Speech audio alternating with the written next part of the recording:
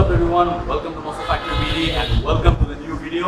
So as promised, আমরা আজকের ভিডিওটা ডেডিকেট করতেছি তাদের জন্য যারা কম্পিটিশনের জন্য প্রিপেয়ার হতে চান। কারণ আমাদের ইউটিউব চ্যানেলটাতে এবং আমাদের ফেসবুক পেজে অনেকগুলো কমেন্ট এবং অনেকগুলো কোয়ারি আমরা পাইছি যে কম্পিটিশন প্রিপারেশনের ব্যাপারে কিছু বলেন। এখন দ্য থিং ইজ সার্টিফিকেশন এবং নলেজ দুইটা জিনিসেরই দরকার আছে। আপনার সার্টিফিকেশন থাকা লাগবে যে you need to be certified in order to train an individual for a competition. বাংলাদেশে অনেকগুলো কম্পিটিশন এমন হচ্ছে, মিস্টার বাংলাদেশ হচ্ছে, মিস্টার ঢাকা হচ্ছে, মিস্টার মার্সেল হচ্ছে, মিস্টার চিটাগাং হচ্ছে, মিস্টার নারায়ণগঞ্জ হচ্ছে, আরো অনেকগুলো এরকম হচ্ছে। মিস্টার মার্সেল আর কি যেন আছে, মাসলমেনিয়া এবার তো মনে হয় নাই। So lots of different championships এবং এইগুলা these are opening up new opportunities for bodybuilders as well. এবং অনেক নতুন এবার মিস্টার ঢাকাতে এবং অলিম্পিক্সের যে কোয়ালিফাইং রাউন্ডগুলো যেগুলো হলো এগুলোতে অনেক নতুন বডি বিল্ডার আমরা আসতে দেখছি। So new people are coming up. So আমার পাশে বসে রয়েছে আলভি, আমাদের খুব ক্লোজ ছোট ভাই আর কি বলতে গেলে, আমরা একসাথে এখন ওয়ার্কআউট করতেছি। So right now I am training আলভিরে এখন আমি ট্রেন করতেছি এবং এখন বলতে গেলে আমার সবচেয়ে বড় ফোকাসটাই ওর উপরে। তো গত বছর ও মিস্টার বাংলাদেশে গতবার কিসে কমপ্লিট করলাম? আমি মিস্টার বাংলাদেশে কি প্লেস পাইছিলাম? ওই সময় পাইনি, আমার তো অনেক খারাপ ছিল, ট্রেনিং পাইনি বা গাইডলাইন পাইনি। আচ্ছা, সো যেটা হয়েছিল যে মিস্টার 2020 মিস্টার বাংলাদেশ কম্পিটিশন যেটা হয়েছিল ওখানে আলভিরে আমি একটু দেখলাম যে ও রেডি হয়ে ট্যান ম্যান কইরা নেগেটিভ কইরা আসছে। তো ওইখানে দেখলাম যে ওর একটু প্রিপারেশনে ক্যালকুলেশন একটু ভুল হয়েছিল, এটার কারণে ও পিক করে নাই ফর্মটা। আর this guy is very young so to speak. তোমার বয়স কত হইল? আমার বয়স এবার 90 হয় নাই, 18 প্লাস আছে, 90 এবার হবে। সার্টিফিকেট বয়স আসল বয়স, লিগ্যাল বয়স আসল বয়স, সার্টিফিকেটের বয়স নাকি না যে। So this guy is very young, he's like 18, 19. So he's just beginning his bodybuilding journey. তো ও আমার কাছে এক্সপ্রেস করলো যে ভাই আমি সিরিয়াসলি বডি বিল্ডিং এ একটু আসতে চাই বা আমি কম্পিটিশনে সিরিয়াসলি নামতে চাই। তো সেই ক্ষেত্রে আমি ডিসাইড করলাম যে ঠিক আছে ওর একটু হেল্প করি, দেখি ওরা একটু কিছু বানানো যায় কিনা, এবং ওর মধ্যে পটেনশিয়াল আমি দেখছি। That is why I am training him. আর সবচেয়ে বড় কথা ওর স্ট্যামিনা প্রচুর, স্ট্রেংথ প্রচুর, এবং এইজ হিসাবে he can push a lot of weight. ওর বয়স হিসাবে আই এম সিং যে ও অনেক ওয়েট পুশ করতে পারে এবং ও নিজেকে পুশ করতে পারে এবং ওর বডিটা বিভিন্ন স্টিমুলেন্টে ভালো রেসপন্ড করে। তো এখন এটা হচ্ছে কম্পিটিশন প্রিপারেশনের জন্য কি করবে। গতবারে যে কম্পিটিশনটা করছে ওইটা আমি টোটালি হিসাব থেকে বাদ দিয়ে দিচ্ছি। মিস্টার বাংলাদেশ 2020 যেটা হয়েছে ওটা ভুল ছিল, ক্যালকুলেশন ভুল ছিল যেটা ছিল, এবং ওই সময় আমি ওকে ট্রেন করিও নাই। তো এই জিনিসটা পুরোই হিসাব থেকে বাদ। তো যখন মিস্টার বাংলাদেশ শেষ করে ও একদম ঝেড়া মুছে একদম নতুন হয়ে রেডি হয়ে যখন আসলো, তখন আমি ওরা বললাম আচ্ছা ঠিক আছে, let's get back to the drawing board, আমরা নতুন করে হিসাব করি, নতুন করে আমরা প্রিপারেশন শুরু করি। তো তখন আমি ওরা প্রথমে জিজ্ঞেস করলাম যে ওর ওয়েট কত আছে, হাইট কত আছে। তো হাইট মাশাআল্লাহ 6 ফুট আছে। ওর ওয়েট কখন, তোমার ওয়েট কত ছিল? 85 ওয়েট ছিল 85 বলতে ফার্স্টে ওয়েট ছিল যখন একবারে কাট ডাউন করছি তখন ওয়েট ছিল 82, দেন 85 এ এম এর আগে ছিল 85, তো 85 থেকে এখন 160 কেজি আছে। তো এইটা হচ্ছে যে ওরে যখন আমি পাইছি তখন ওর ওয়েট ছিল 85, তখন আমি বিশ্বাস করতাম 85 এ ছিল। তো এখন ইজ 116 কিলো। কি জন্য? ও প্রথমে একটা বাল্ক সাইকেল করছে, একটা বাল্ক সাইকেল। তো এখন যেটা হলো যেহেতু আমরা আগে ও যা যা করছে ওই জিনিসটা হিসাব থেকে বাদ দিচ্ছি, আমরা নতুন করে করবো। তো প্রথমে নতুন যেটা করতে হলে প্রথমে বাল্ক আপ করতে হবে। আপনি যদি কম্পিটিশনে যেতে চান এবং আপনি যদি মোটামুটি হেভি ওয়েটে, ও 85 প্লাস কিলো ক্যাটাগরিতে কম্পিট করে, ওর সাইজ কিন্তু প্রচুর গেইন করতে হবে। তো সেই ক্ষেত্রে ওর কিন্তু কোয়ালিটি কয়েকটা বাল্ক দরকার। বাল্কের সময় কি হয়, মাসলগুলোর সাইজ বড় হয়, বাট হ্যাঁ সঙ্গে কিছুটা ফ্যাট স্টোর হয় বডিতে, বাট এটা যখন কাট ডাউন ফেজে যাবে তখন ওই ফ্যাটটা চলে যাবে। তো ওর হাইট, ওয়েট, এবং ওরকে আমি ডাক্তারের কাছে পাঠাইলাম, ও চেক আপ করলো, ওর প্রেশার, ওর কোলেস্ট্রল লেভেল মোটামুটি সব কিছু নর্মাল আসলো, এবং এই চেক আপটা কিন্তু খুব জরুরি। এই জিনিসটা করানোর পরে ওরে আমি বললাম যে আচ্ছা ঠিক আছে তোমার আমি এখন দিয়ে ট্রেন করবো, বাট তার আগে কয়েকটা জিনিস একটু মাথায় রাখতে হবে। এক নম্বর হচ্ছে নো স্মোকিং, নো ড্রিঙ্কিং, এবং নো লেট নাইট কনভারসেশন। রাত্রে জায়গা যাবে না। গার্লফ্রেন্ড থাকলে তাকে বলে যে দিনে সময় দিতে পারবো, রাত্রে সময় দিতে পারবো না। রাত্রের সময়টা ঘুমের জন্য 8 ঘন্টা ঘুম এনশিওর করতে হবে। খাওয়া দাওয়া অ্যাটলিস্ট 5 থেকে 6টা মিল এনশিওর করতে হবে। এটাও ওকে আমি বলে দিয়েছি। প্রোটিন কার্ব রেশিওটা আমি ওকে পরে বলে দিয়েছি, ওকে আমি ডায়েট চার্ট করেছি, ওই ডায়েট চার্টটা ফলো করছে। তো ফার্স্ট বাল্ক সাইকেলটা আমরা করলাম কি দিয়ে?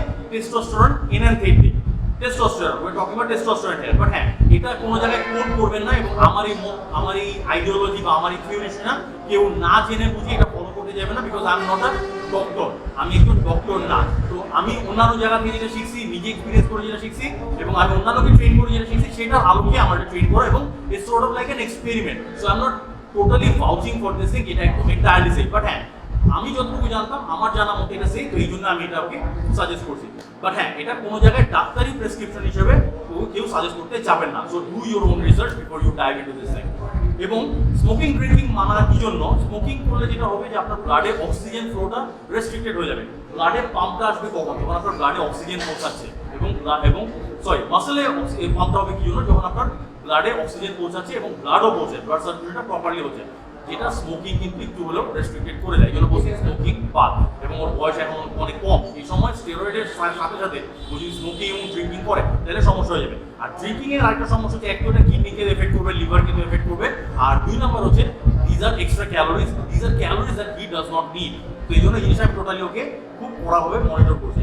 এরপরে আমরা শুরু করলাম টেস্টোস্টেরন ইনটেক। তো আমরা যেটা করছি, জাস্ট সপ্তাহে একটা শট, কতটুকু পরিমাণ ডোজটা আমি এখানে উল্লেখ করলাম না, এটা আপনারা রিসার্চ করে নিয়ে অথবা অন্য কোনো জায়গা সোর্স থেকে আপনারা জেনে নিন। এটা নিয়ে আমরা কোলাকুলিভাবে আলাপ করাটা খুব সমীচীন হবে বলে মনে করতেছি না। আর 2 নাম্বার যেটা হচ্ছে, ওর ডায়েট চার্টটা ছিল সবচেয়ে ক্রুশাল, কারণ টেস্টোস্টেরন ইনটেক আরো অনেকেই নিছে, সবাইকে আমি এরকম রেজাল্ট পাইতে দেখি নাই।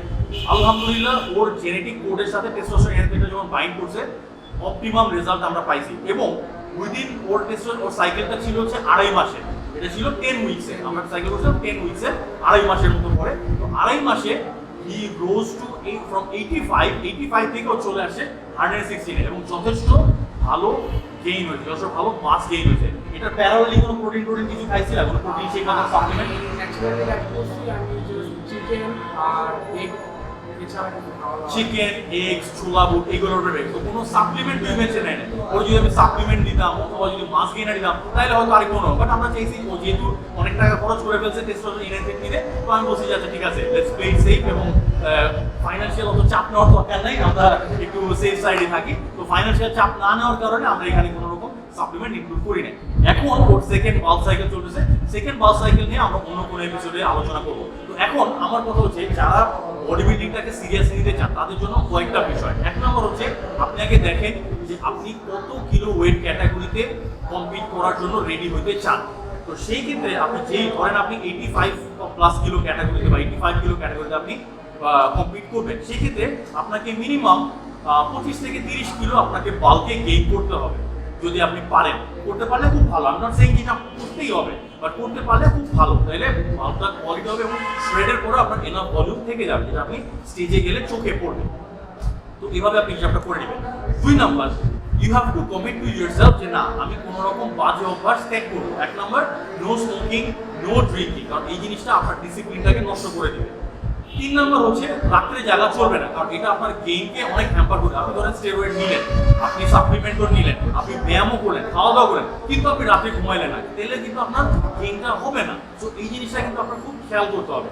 তো সোজা কথা, কম্পিটিশনের জন্য রেডি হতে গেলে আপনাকে মোটামুটি 8 থেকে 10টা মাস খুব কড়া ডিসিপ্লিনের মধ্যে চলতে হবে। এবং মিল টাইমিং, আপনার সকাল 10টার আগে নাস্তা করে ফেলতে হবে। সকাল 10টার পরে নাস্তা করলে আপনার চলবে না।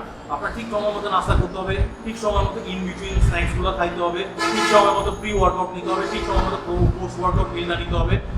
রাত্রেবেলার যে মিলটা, হেভি মিলটা, সেটা আপনার বা লাইট মিল যেটাই করেন সেটা আপনার ঠিক মতো যাবে। So it's all about proper discipline. So এখন যেটা হচ্ছে যে আলভির আমরা এখন সেকেন্ড বাল্ক শুরু করছি। ফার্স্ট বাল্কটা আমাদের শেষ হয়েছিল হচ্ছে রোজার আগে, রমজানের আগে ফার্স্ট বাল্ক সাইকেল ছিল। রমজান মাসে আমরা কোনো স্টেরয়েড রান করি না, কারণ ওই সময় ওয়ার্কআউট ইন্টেন্সিটি এরকম থাকে না, আর রোজা রাখতে হয়, ওই সময় ডায়েটটাও একটু ডিফারেন্ট হয়ে যায়। তো রোজার মাসেও ন্যাচারালি এক্সারসাইজ করছে। বাট এটা দেখছি যে ফার্স্ট বাল্ক সাইকেলটা শেষ করার পরেও রোজার মাসে ও ফার্স্ট বাল্ক সাইকেলে যে গেইন হয়েছিল ওইটা 80% ও ধরে রাখছে, just because of that discipline. এই জন্য বারবার বলছি যে ডিসিপ্লিনটা ম্যাটার। এখন সেকেন্ড বাল্ক সাইকেল চলতেছে, তো আমার ইচ্ছা হচ্ছে যে এখনো 115-16 কিলোতে আছে, আমার ইচ্ছা হচ্ছে okay 125, maybe 130 would be pushing it. I would say 125 okay raise করে দেন কম্পিটিশনের 3 মাস আগে থেকে ওকে আমি কাট ডাউনে দিয়ে দিব। তখন আমার ইচ্ছা ওকে অ্যারাউন্ড 90 বা 90-তে একটু কষ্ট হয়ে যাবে। I would say যে অ্যারাউন্ড 95-এ রাখলে 85+ কিলো ক্যাটাগরির জন্য he would be okay. তো আজকে আমরা কিং জিম 1-এ চলে আসলাম। আজকে কিং জিম 1-এ ওয়ার্কআউট করলাম। কিরকম লাগলো আজকে কিং জিম 1-এ ওয়ার্কআউট করা? কিং জিম ওয়ানে তো আমরা অনেক আগে থেকে ওয়ার্কআউট করি। আগে ওয়ার্কআউট করছিলে এখানে? ওয়ার্কআউট একদিন করছিলাম, আচ্ছা আচ্ছা আপনাদের সাথে আসছিলাম না, ওই আচ্ছা। একটু অফ ছিল, তো Sure. ভালো লাগছে। আর আপনি তো সাথে আছেন। তো যেটা হচ্ছে যে কিং জিম 2-তে আমাদের রেনোভেশনের কাজ চলতেছে, ইনশাআল্লাহ খুব নতুন একটা লুক আমরা দেখতে পারবো ওই জায়গায়। এই জন্য আমরা আজকে আমাদের পুরানো বাসস্থল এবং the birth place of Muscle Factory BD King Gym 1-এ আমরা চলে আসলাম। ওয়ার্কআউট ভালো হয়েছে, আমি আসছি, আলবি আসছে, ওই যে দূরে মন খারাপ করে হাসান ভাই রয়েছে, লোকটা মন খারাপ করে রয়েছে। সো আজকের ওয়ার্কআউট মোটামুটি শেষ, আজকে গরম একটু বেশি, তো আজকে আমরা খুব বেশি লম্বা করলাম না। কম্পিটিশন প্রিপারেশন নিয়ে আপনারা যদি চান আমরা আরও ভিডিও করব, এবং আপনাদের যদি আরও কোনো কোয়ারি থাকে, আমার যতটুকু শেয়ার করার ইচ্ছা ছিল আজকে আমি ততটুকু আপনাদের সাথে শেয়ার করলাম।